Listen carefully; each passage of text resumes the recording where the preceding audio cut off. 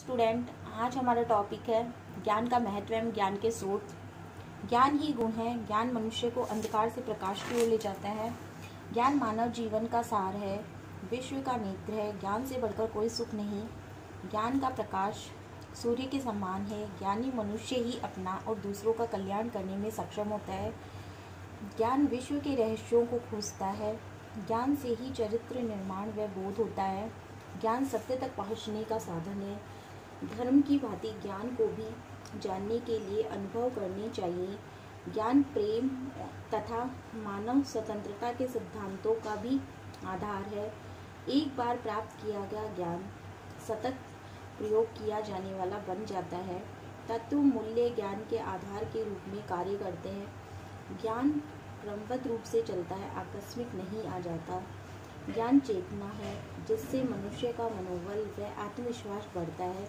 ज्ञान से ही अच्छे बुरे, कर्म अकर्म, सुंदर असुंदर, सद्मार्ग कुमार्ग, सुमति कुमति, सत्य असत्य, ज्ञानी अज्ञानी, पुण्य पाप, लाभ हानि, सुख दुख, धर्म अधर्म, मित्र दुश्मन, अपकार उपकार, धीर अधीर, प्रशंसा निंदा, सफलता असफलता, यश अपयश, मान अपमान, विजय पराजय का ज्ञान होता है।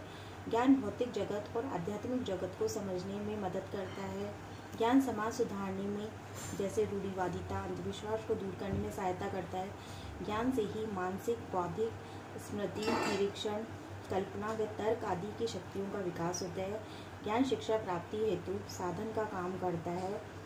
विश्व के महान दार्शनिकों का मत है कि आप अपने आप को जानने का सशक्त साधन है।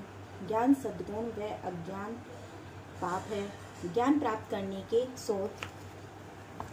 इंद्रिय अनुभव हमारे ज्ञान का सबसे महत्वपूर्ण स्रोत है। मानव की 5 ज्ञानेंद्रियां कान, नाक, आँख, त्वचा और जीभ आदि ध्वनि, रंग, गंध, ताप, रस का ज्ञान देती है, जिन्हें हम ज्ञानेंद्रिय अनुभव कहते हैं। ज्ञान का एक बहुत बड़ा भाग हमें ज्ञानेंद्रियों से ही प्राप्त होता है, इसीलिए इंद्रियां ज्ञान का स्रोत है। जिस ज्ञान की प्राप्ति से अधिक ज्ञानेंद्रियों का प्रयोग होता है, वह ज्ञान स्थायी और पूर्ण होता है। तर्क बुद्धि। तर्क ज्ञान का स्रोत है। तर्क में बुद्धि का सहारा लेकर अनुमान लगाया जाता है तथा इस क्रिया से ज्ञान प्राप्त होता है। बुद्धि का कार्य कल्पना, सोचना, विचारना तथा तर्क देना है। तर्क मानसिक तथा भौतिक प्रक्रिया है। इस प्रक्रिया के माध्यम से मानव अपना कोई मत बनाता है या किसी निष्कर्ष पर पहुंचता है। ज्ञान प्राप्ति के लिए तर्क के अंतर्गत 2 विधियां होती है, जिसका प्रयोग किया जाता है। आगमन तथा निगमन विधियां। शब्द या आत्मवचन।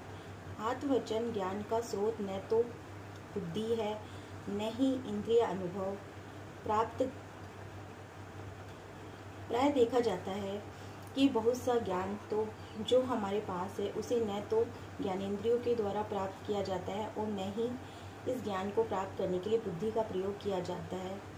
हमें ऐसे ज्ञान के लिए विशेषज्ञों पर निर्भर रहना पड़ता है। ज्ञान के लिए अलग अलग क्षेत्रों के लिए अलग अलग विशेषज्ञ होते हैं, जैसे रसायन, भौतिक, इतिहास, गणित आदि के विशेषज्ञ आदि। उदाहरण, गुरुत्वाकर्षण का सिद्धांत न्यूटन ने तथा ताजमहल शाहजहां ने बनवाया था। ये ज्ञान हमें आत्मवचन से ही प्राप्त हुआ है, इसीलिए ज्ञान भंडार का बहुत बड़ा भाग है। विशेषज्ञों के कथनों से विश्वास करके प्राप्त किया जाता है।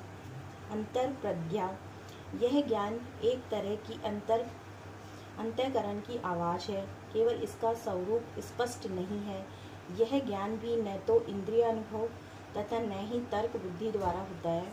अंतःकरण की आवाज़ से एक अलग तरह का अनुभव होता है, जो 5 इंद्रियों के अनुभव से परे का अनुभव है। इसीलिए इस अनुभव को मनुष्य की 6 इंद्रियों का नाम दिया गया है। संपूर्णता का बोध और उसकी अनुमति का नाम अंतर्क्रिया है।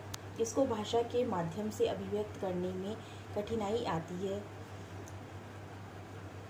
इसमें ज्ञात तथा ज्ञेय 2 नहीं रहते। इस अनुभूति में ज्ञाता ज्ञेय में लीन हो जाता है। प्रयोगात्मक। इस प्रकार का ज्ञान व्यक्ति वैज्ञानिकों द्वारा किए गए प्रयोगों से प्राप्त करता है। ये प्रयोग नियंत्रण स्थिति में किए जाते हैं। इस ज्ञान की पुष्टि अन्य व्यक्तियों द्वारा पुनः प्रयोग करने से की जाती है। प्रयोगों द्वारा ही नियम निकलते जाते हैं। इस प्रकार का प्रयोग द्वारा ज्ञान प्राप्ति की सशक्त विधि है।